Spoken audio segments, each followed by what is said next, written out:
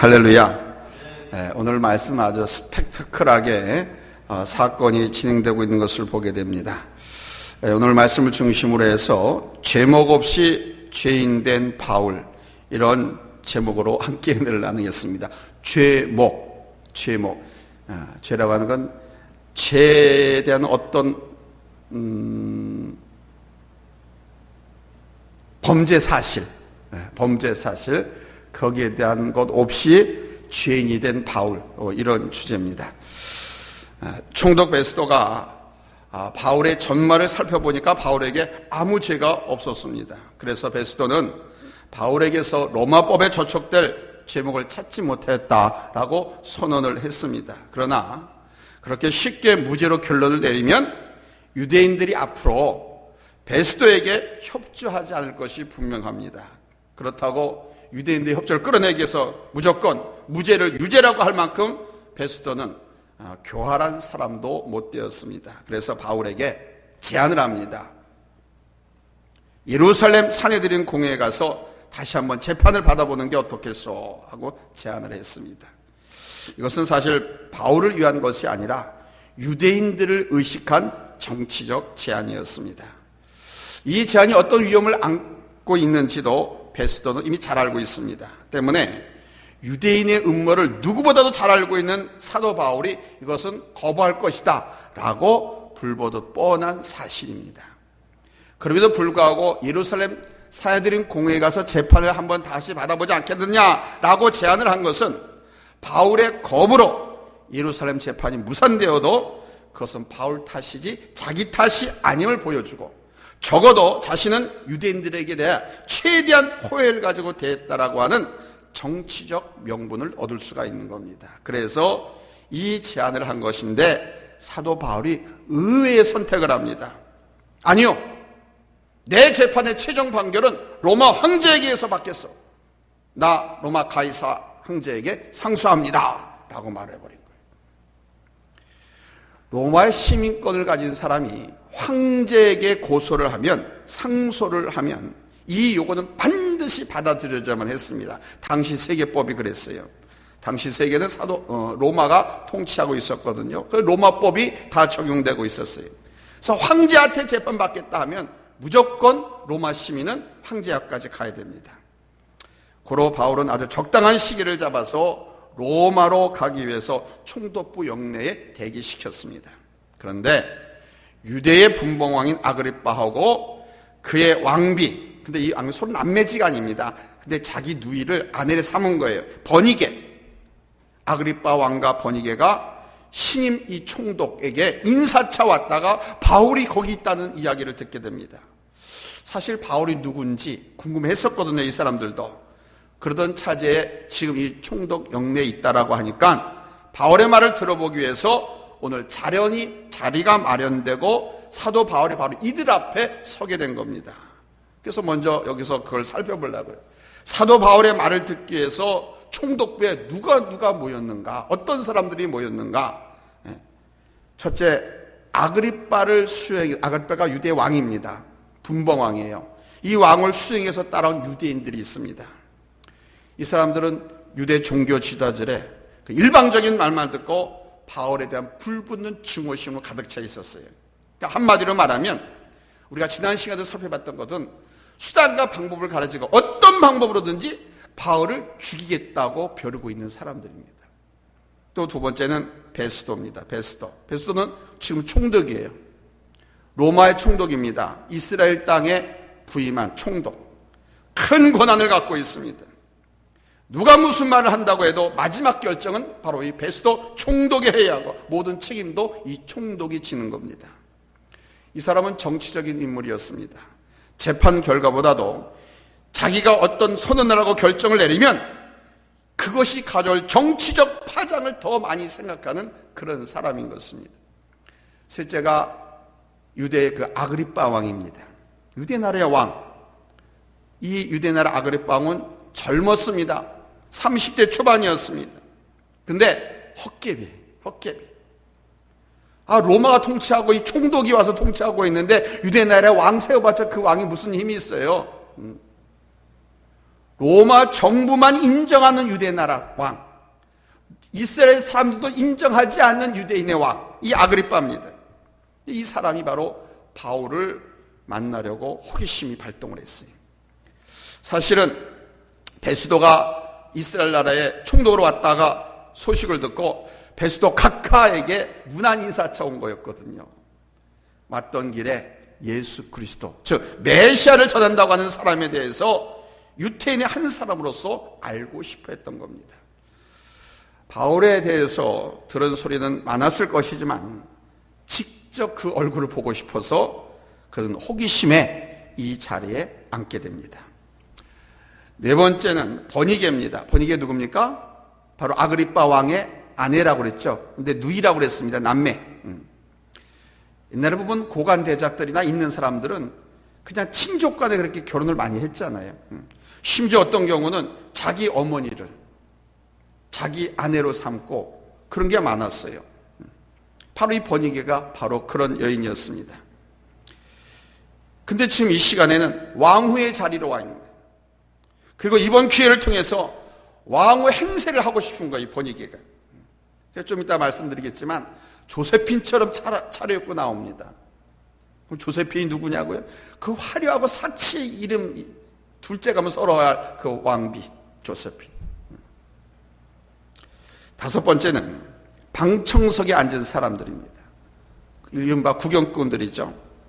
베스도 총독은 새로 이스라엘 나라에 부임한 총독이고 더구나 아그리빠 왕은 처음 보는 사람이고 그런 거로 총독도 구경하고 왕도 구경하고 시비거리가 문제가 많은 요사스러운 여자 왕비 아닌 왕비도 구경하고 싶어서 사람들이 모여들었습니다. 마지막으로 그들 앞에 선 사도 바울입니다. 생각하면 사실 지금 이 자리는 바울에게는 어처구니 없는 자리입니다. 왜? 바울이 죄가 없거든요. 제목을 찾지 못했거든요. 근데 지금 이들 앞에 세운 거예요. 사실 바울 입장에서는 거부해도 돼요. 출석 거부해도 돼요. 옛날에도 그런 법이 있었어요. 더군다나 무죄, 죄인이 아니기 때문에 이 자리에 끌려 나올 필요도 없습니다. 왜? 황제에게 상소했기 때문에 이제 황제에게 가는 일만 남은 거거든. 그런데 사도 바울은 사람들 앞에 서서 복음을 전할 기회라고 하면 그 자리가 자기가 굴욕적이고 자기가 희생을 당하는 자리라 하더라도 마다하지 않습니다. 그래서 사도 바울이 나옵니다. 이 자리에. 안 나와도 되는데. 그래서 예수 그리스도의 복음을 베스도 총독에게도 전하고 아그리빠 왕에게도 전하고 버니게에도 전하고 누구에든지 좋다 이게야. 전하고 싶다 이게.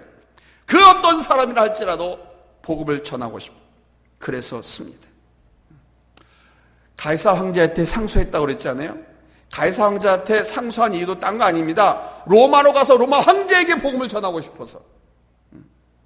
그래서 당시 법을 이용해서 로마 시민권을 갖고 있으니까 로마 황제에게 상소하게 되면은 이스라엘 땅에서 죽지 않고 로마까지 안전하게 호송돼 가니까 황제 앞까지. 그래서 로마 황제에게 로마에게 가서 복음을 간절히 전하고 하는 그 마음 때문에 가이사 황제에게 상소를 했던 것입니다.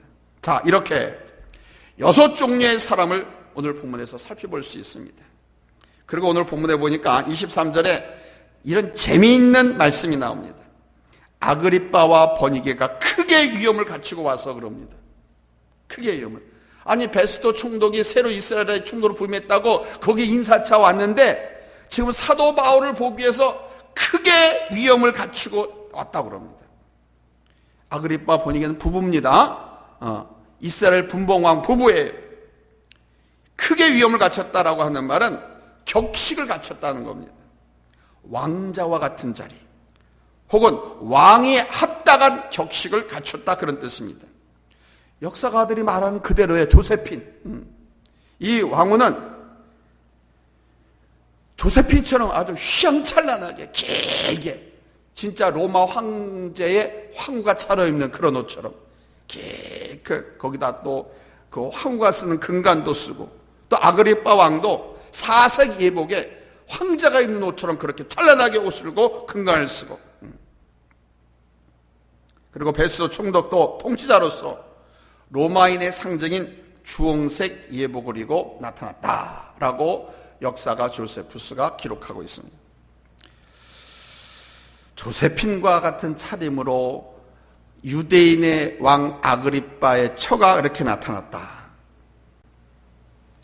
겉의 화려함으로 자신의 어떤 위세를 나타내려고 하는 모습들, 이들이 그런 거예요. 반대로 내면적으로는 얼마나 초라한 사람들이냐, 이게. 대개가 속이 비어있는 사람들이 화려하게 페인트 칠하고 머리를 뽑고 화려하게 의상을 입고 속이 빈 사람들이, 지금 이들이 그런 거예요. 조세핀처럼 하고 황제처럼 차려입고, 근데 그 속은 한없이 초라한 모습. 사실 인간의 본성은 그렇습니다. 내면이 초라할수록 겉으로는 자신을 화려하게 위장하려고 하는 것이 우리 인간의 속성입니다. 이런 사람들 앞에 사도 바울이 서 있는 거예요. 특별히 바울의 모습을 역사가들은 이렇게 그리고 있습니다. 바울은 초라했다.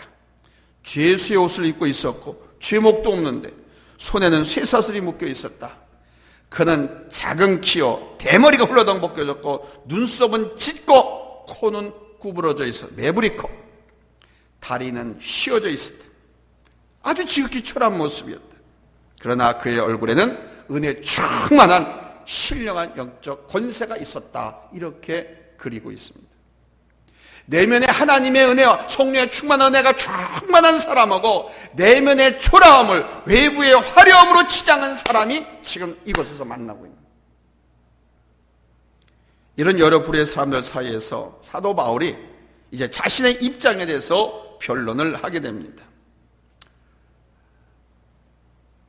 총독 베스도가 거기에 온 분봉왕과 황후와 또 많은 구경꾼들이 있는 사이에서 바울을 소개합니다. 25장 24절로 26절이 이 총독이 바울을 소개하는 내용입니다. 자, 한번 보겠습니다. 24절부터 베스도가 말하되 아그리빠 왕과 여기 같이 있는 여러분들이여, 당신들이 보는 이 사람은 유대의 모든 무리가 크게 외치되 살려두지 못할 사람이라고 해서 예루살렘에서와 여기에서도 내게 청혼하였으나 내가 살피건대 죽일 죄를 범한 일이 없더이다. 그러나 그가 황제에게 상소한 거로 보내기로 결정하였나이다.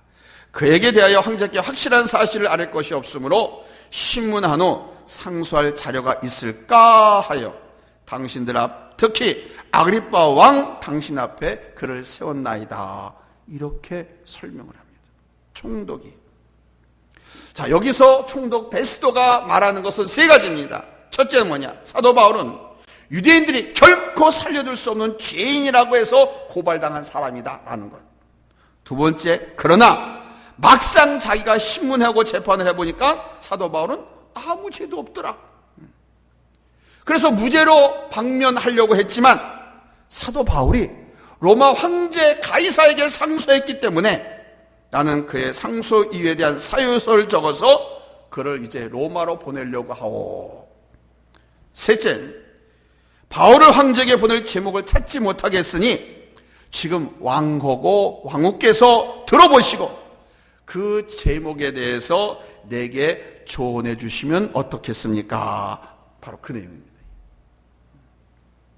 이 내용을 전체적으로 살펴보면 총독 베스도가 얼마나 고대 정치적 전략을 지금 구사하고 있는 사람인지를 알 수가 있습니다. 첫째, 바울의 재판에서 자신은 유대인들이 말한 대로 바울을 죄인의 입장에서 다뤘다라고 하는 것을 보여주는 겁니다. 결코 바울 편을 들어서 재판을 진행할 의도가 없었음을 밝히고 있는 거죠. 둘째는 자기는 최대한 공정한 입장에서 재판을 진행했으나 바울이 유죄라는 근거를 찾을 수가 없었다는 것이죠. 때문에 바울의 무죄는 법적 근거에 의한 공정한 것이다 라고 하는 이야기를 하고 있는 것입니다. 세 번째는 자신이 최대한 공정하게 재판을 했으나 자기가 미처 보지 못한 부분이 있을 수가 있으니까 왕이시여, 유대인의 왕인 아그리빠 왕이여, 그리고 여기 참석한 분들이 들어보시고 그 제목을, 바울의 제목을 찾아서 저에게 알려주면 자기가 황제에게 보내는 상소문에다가 그것을 적어서 보내겠소, 그런 뜻입니다. 이쯤 되면 총독 베스도의 처신은 아주 완벽한 겁니다. 흠잡을 것이 없는 겁니다. 왜 그런지 아십니까? 아그리빠 왕은 로마 원로원의 추천에 의해서 임명된 이스라엘의 분봉왕이지만 형식적으로는 어디까지나 유대인들의 왕입니다. 그러므로 유대인의 입장에서 아그리빠 왕, 당신이 한번 판단해 달라는 거죠. 겉으로 보면 이 베스도 총독이 대단히 겸손하고 동시에 유대인들을 아주 존중하는 자세를 보이는 겁니다. 그러나 내면적으로는 이것은 이런 의도를 담고 있는 거예요. 어디 바울의 유죄 근거를 찾으려면 찾아보시오. 아마 당신들도 못 찾을 거요. 만일 당신들이 유죄 근거를 못 찾으면 바울이 무죄에 대한 책임은 나한테 있는 것이 아니라 바로 당신들한테 있는 것이다. 그런 얘기인 겁니다. 이게 겉으로는 유대인을 존중하고 위하는 척하면서 모든 책임을 유대인들에게 떠넘기고 있는 무서운 전략인 겁니다. 정치적으로 보면 이런 것이 바로 고단수입니다. 고단수 정치라는 겁니다. 이렇기 때문에 베스도의 이런 면을 높이 평가해서 로마 원로원에서 베스도를 이스라엘의 총독으로 임명한 것입니다. 그리고 유대인들과의 첫 번째 문제가 바로 이 사도 바울에 관한 문제였던 것입니다. 그런 면에서 베스도의 부임은 상당히 성공적이라고 할 수 있죠. 바울의 문제를 다루면서 총독 베스도의 처사에 대해 유대인들이 딱히 반박할 명분이 없습니다. 자, 바울이 이제 변명을 시작합니다. 베스도가 그렇게 소개를 쫙 해줬잖아요. 이제 바울의 변명을 하라고 총독이 얘기해. 26장 1절에 보십시오. 아그리빠가 바울에게 이르되 너를 위하여 말하기를 내게 허락하노라 하니 이에 바울이 손을 들어 변명하되, 그는 먼저 자신의 입장을 경청하는 아그리빠 왕에 대한 감사와 그에 대한 존중을 표시하면서 변명을 시작했습니다. 왜? 아그리빠 왕이 유대인의 왕이거든요. 지금 이스라엘의 왕이거든. 그래서 존중과 존경의 표시를 손을 들어서 하고 이제 변명을 시작하는 거예요. 그게 26장 2절 3절입니다. 우리 한번 같이 읽겠습니다. 26장 2절 3절. 네. 찾았으면 아멘합니다. 합독합시다. 시작. 아그리빠 왕이여, 유대인이 고발하는 모든 일을 오늘 당신 앞에서 변명하게 된 것을 다행히 여기나이다. 특히 당신이 유대인의 모든 풍속과 문제를 아심이니이다. 그러므로 내 말을 너그러이 들으시기를 바라나이다. 흔히 변명이라고 하면 자기의 억울함, 그 다음에 재판 결과에 대한 정당성을 주장하는 것이 일반적이죠. 근데 바울은 그렇게 변명할 의도가 전혀 없습니다. 성경 보니까 오직 자신이 유대인에게서 그리스도인으로 바뀌게 된 복음에 대해서 이야기를 합니다. 유대인에서 그리스도인이 되었다. 이거는 유대인이라고 하는 것은 자기가 바리새파였고 기독교를 핍박하는 괴수중의 괴수였다는 사람이었었는데 예수를 만나서 그리스도인이 되었다고 하는, 어떻게 해서 그렇게 됐는지 바로 이 복음에 대해서만 얘기하는 거예요. 자기 처지 변명하지 않고 복음에 대해서만 이야기를 합니다. 그리고 사실 이 이야기는 여러분도 지난 시간에 우리가 같이 공부했겠지만은 전임 총독 벨리스 때부터 지금까지 이 자리까지 5번째 변명하는 거예요. 그 이야기를 똑같은 말을 5번째 하는 겁니다. 지겨울 수 있죠. 지겨울 수 있죠. 근데 여러분, 이게 전도자가, 복음 전도자가 감당해야 할 사명입니다. 똑같은 말을 해도 복음이기 때문에 왜 복음을 변질시켜서 전할 수는 없잖아요.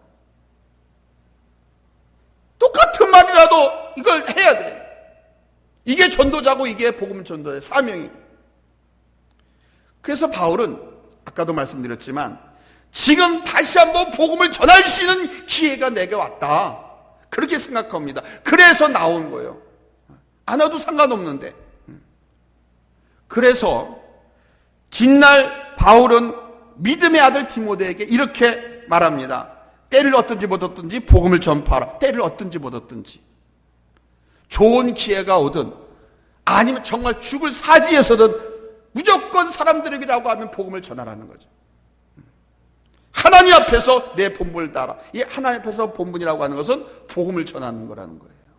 때를 얻든지 못 얻든지. 자격 있는 충고죠. 지금 사도 바울이 이 복음의 말씀을 자기가 지금 실천하고 있는 겁니다.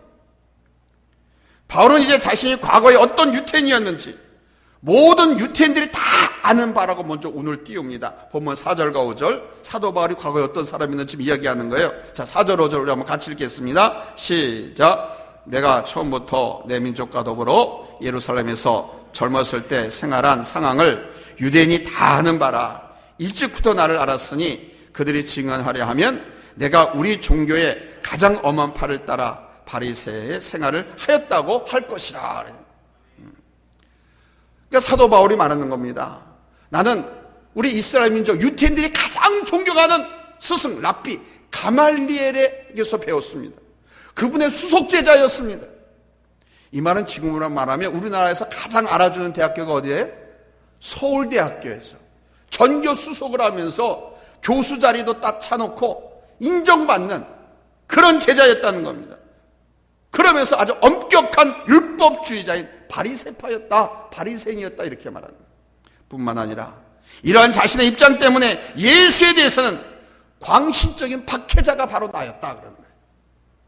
그래서 그는 예수 믿는 사람을 죽이는 일에 항상 앞장섰을 뿐만 아니라 다른 나라에까지 가서 도망간 예수 믿는 사람들, 성도들을 끌어다가 말살시키려고까지 했다. 그랬던 내가 어떤 계기를 만났어. 그가 핍박하던 예수를 증거하는 그리스도인이 되었다. 그리스도를 증거하는 그리스도인이 되었다라고 하니까 유태인들이 나를 죽이려고 하는 겁니다. 이렇게 지금 변명을 하고 있는 겁니다. 그러니까 자기 자신이 그리스도인이 되고 유대인의 핍박을 받게 된 이유를 이렇게 간략하게 설명을 했습니다. 그러면서 그것은 조상들이 그렇게 기다리던 소망을 인해서다 이렇게 말합니다. 본문 6절과 7절입니다. 왜 이렇게 핍박을 당하고 내가 죄인 아닌 죄인이 돼서 이렇게 갇히게 되었는지 설명을 합니다. 6절 찾았으면 아멘 합니다. 같이 읽습니다. 시작. 이제도 여기 서서 심문받는 것은 하나님이 우리 조상에게 약속하신 것을 바라는 까닭이니 이 약속은 우리 12지파가 밤낮으로 간절히 하나님을 받들어 섬김으로 얻기를 바라는 바인데 아그리빠 왕이여 이 소망으로 말미암아 내가 유대인들에게 고소를 당하는 것입니다. 여기서 이 소망은 그레이트 호프입니다. 대망, 그레이트 호프. 이걸 의미하는 겁니다. 이 유대인들의 그레이트 호프는 뭡니까? 다가올 메시아, 장차 오실 메시아에 대한 호프, 희망입니다. 이것은 구약시대의 가장 큰 대망이었습니다. 그런 거로 이스라엘 사람들은 메시아가 올 것을 간절히 소망하고 있었습니다.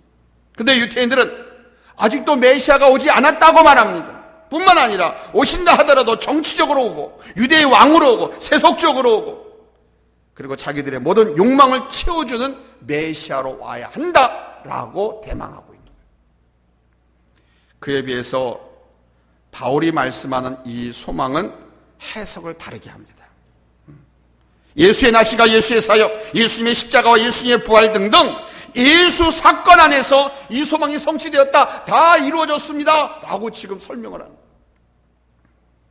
유태인들은, 이스라엘 민족은 아직 메시아가 오지 않았다라고 주장하는데 사도 바울은 그 메시아가 이미 왔고 그분들이 자기 동족 이스라엘 민족에 의해서 핍박을 받고 십자가에 달려 돌아가셨지만은 3일 만에 그 죽음의 권세에 이고 부활하셨고 하늘 보좌로 사는 사람들의 본 앞에서 승천하셨다. 그래서 이 메시아에 대한 대망 그레이트 호프는 성취되었다라고 이렇게 지금 막 말하는 겁니다. 그리고 그 메시아가 바로 철저한 율법주의자의 바리새인이었던 자기를 변화시켰다. 어떻게? 다메섹 도상에서, 그것도 다메섹 건너 그 이방 나라에 예수 믿는 사람이 도망가 살고 있다는 것을 정보를 받아가지고 체포하러 가려고 하는데 다메섹 도상에서 그 부활하신 예수 그러다가 나를 만나서 내가 그 자리에서 꼬꾸라졌고 거기서부터 내가 예수 믿는 사람 그리스도인이 되었다. 그리고 그것 때문에 내가 이 자리에 서 있게 됐다. 나 같은 극악한 사람을, 나 같은 극단주의자를 변화시켜서 오늘 이렇게 담대히 예수 복음을 전하는 사람으로 만드신 분이 바로 그 예수님이다. 라고 증언하고, 그 예수 때문에 내가 이렇게 바뀌었다. 그리고 마지막으로 이렇게 변증을 합니다. 29절 같이 읽겠습니다. 시작. 바울이 이르되 말이 적으나 많으나 당신뿐 아니라, 오늘 뭐 찾았어요? 25장 29절입니다.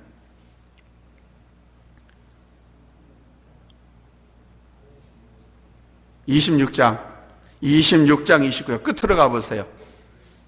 26장 29절.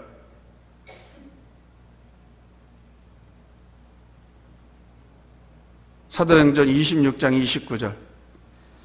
바울이 이르되 말이 적으나 많으나 당신뿐 아니라 오늘 내 말을 듣는 모든 사람도 다 이렇게 결박된 것 외에는 나와 같이 되기를 하나님께 원하나이다. 정말 대단한 겁니다. 나를 변화시킨 메시아이신 예수께서 여기 있는 모든 사람들도 자기처럼 예수님을 믿고 복음의 소망 속에 살길 바란다, 이렇게 증언하고 있는 거예요. 바울은 죄목이 없는 죄인으로 지금 정치적 법정에 서 있는 겁니다.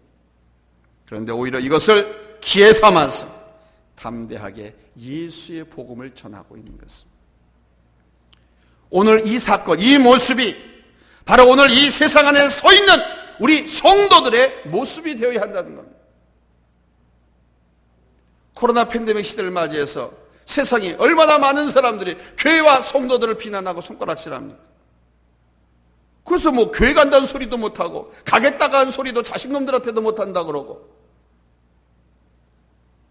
전도, 복음 아예 그냥 입 다물고 산다고 그래요. 오히려 이런수록 절 따라 다녀보세요. 제가 식당에 가고 어디 가면 안 하나? 오히려 기회를 삼아서 우리의 교회와 성도들의 잘못된 모습은 비난마다 마땅하지만 예수님과 복음과 교회 자체가 비난받는 것은 말이 안 되잖아요. 오히려 기회로 삼아서 복음을 전하는 그런 그리스도인이 되어야죠. 옛날에 그랬습니다. 오히려 핍박과 환난이 많을 때 죽기를 각오도 복음을 전했습니다. 편안하고 배부러 등싸 쓰고 하니까 이스는치 전추범에서 오히려 전도를 안 하고 복음을 전하지 않지. 그래서 많은 분들이 이야기하는 겁니다. 이 환난 속에서 알곡과 쭉정이가 가려진다는 말, 그래서 하는 거예요. 힘들고 어려운 시절에는 옛날에 전염병이 창궐하고 핍박 교회 가지 말라고 막 집안에서 때려 부수고 할 적엔 어떻게든지 간에 교회 와서 기도하고 예배드리고 그랬잖아요. 근데 이제는 교회 가라고 해도 멍석 깔아놔도 안 가잖아요. 왜 그런지 아세요? 등 따시고 배불러서. 하나님 없이도 살 수 있을 것 같고 하나님께서 인도하시고 보호하시고 축복해 주지 않아도 잘 살 수 있을 것 같다라고 하는 착각을 하고 있습니다.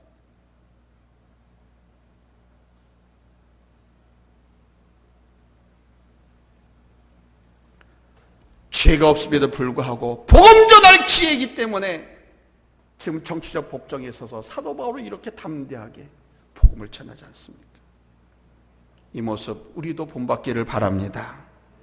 오늘 우리 모두가 바깥에 화려한 위세를 갖고 교회와 그리스도인들을 정죄하려는 세상 앞에 정말 참된 복음의 영광을 증거하는 여러분 믿음의 사람이 되어야 할 줄로 믿습니다. 할렐루야, 할렐루야. 이거는요 코로나 감염하고는 상관이 없는 거예요. 거기하고 대치해서 말할 수 있는 것이 아니에요. 믿음의 본질, 신앙의 본질을 말하는 거예요. 사도와 같은 용기와 정예감, 그 정예는 하나님의 말씀의 척도입니다. 하나님 말씀입니다. 당연히 복음을 전할 기회로 삼아. 그래서 핍박한 사람을 더 찾아가야 되고 핍박하는 부모님께 더 찾아가서 더 잘 섬겨서 복음 전할 기회로 삼. 그러면은 전도의 문은 더 활짝 열릴 것이고 또 실추되고 추락한 교회와 그리스도인의 위상도 여러분 회복되어 줄 줄로 믿습니다. 하나님은 높이시고 회복시키는 분이 있습니다. 우리의 삶 자체도 높이실 뿐만 아니라 우리들의 위상까지도, 그리스도인의 삶 자체까지도 높이신 우리 하나님. 사도 바울을 본받아서 기회를 얻든지 못 얻든지, 때를 얻든지 못 얻든지 복음을 담대하게 증거할 수 있는 우리 성도님들 될 수 있기를 예수님의 이름으로 축복합니다. 기도하겠습니다. 하나님.